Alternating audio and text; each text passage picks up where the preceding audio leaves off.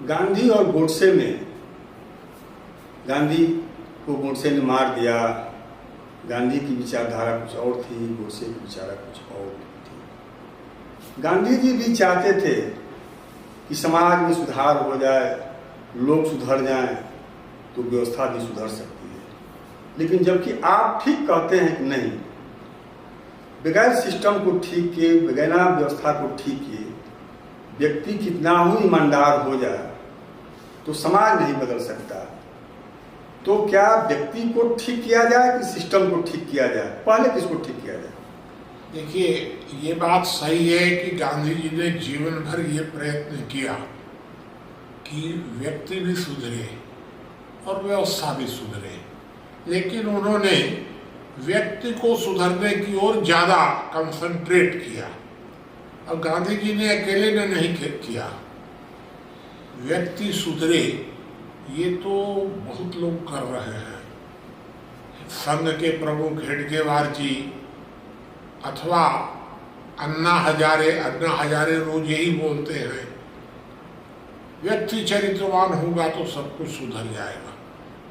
ये सब जो है ये या तो नासमझी से ये सब बोले अथवा उस समय की परिस्थितियों को देखते हुए बोले। मैं नहीं कह सकता कि परिस्थितियों के अनुसार वो बोले या नासमझी में बोले। आज का वातावरण देखते हुए आपको यह बात समझनी पड़ेगी कि इतने अच्छे अच्छे महापुरुष आए, कितना अच्छे महापुरुष आए, और महापुरुषों का तांता लगा रहा पूरे दुनिया में, भारत में भी। राम आए, कृष्ण आए, फलाने आए, ढिकाने आए, विवेकानंद आए, तो गांधी आ गए, तो ये सब आ गए। और सब को आने के बाद सतयुग से हम कलयुग तक आ गए। क्यों आ गए? इसलिए कि हम व्यक्ति के अंदर चरित्र निर्माण करते रह गए, व्यवस्था पर ध्यान ही नहीं दी। तो अब उन गलतियों को दोहराया जाए यह तो उचित नहीं है।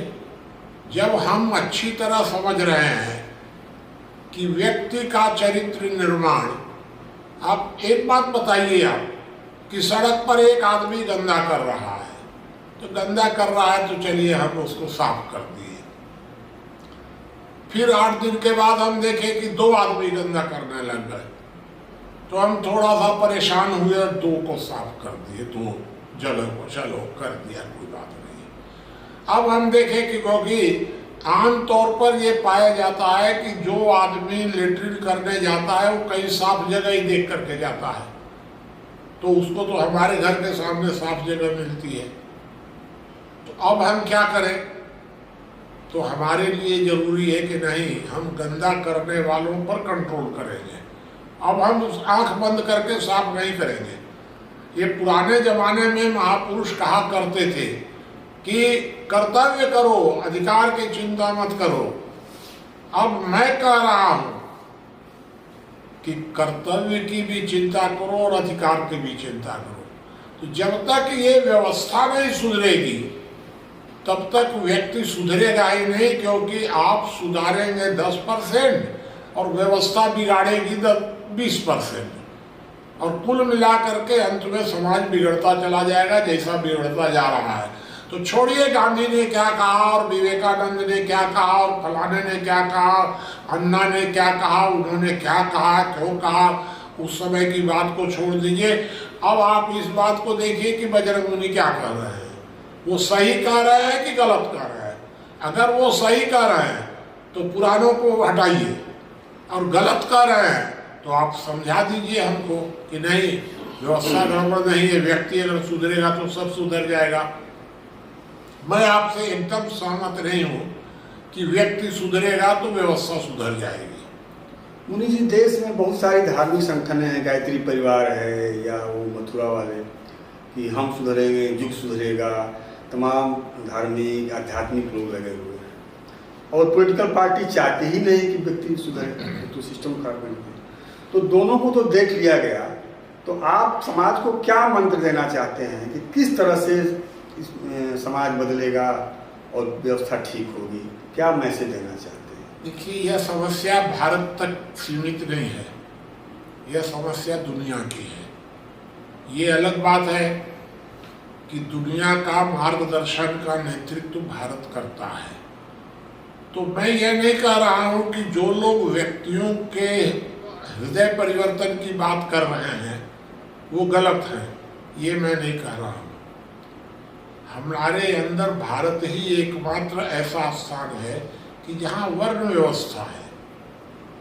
वर्ण व्यवस्था का मतलब ये हुआ कि एक वर्ण लोगों का हृदय परिवर्तन करेगा, जिसको कि ब्राह्मण कहा जाता था, हम लोग मार्गदर्शक कहते हैं, वो हृदय परिवर्तन करता है। और एक दूसरा वर्ण ऐसा है कि जो व्यवस्था के माध्यम से लोगों को ठीक करता है। और जब ये दोनों सक्रिय होंगे, ठीक होंगे, तब लोगों का चरित्र बदलेगा। लेकिन गलती ये हो रही है कि हम गायत्री परिवार और आर्य समाज और फलाने और ठिकाने पर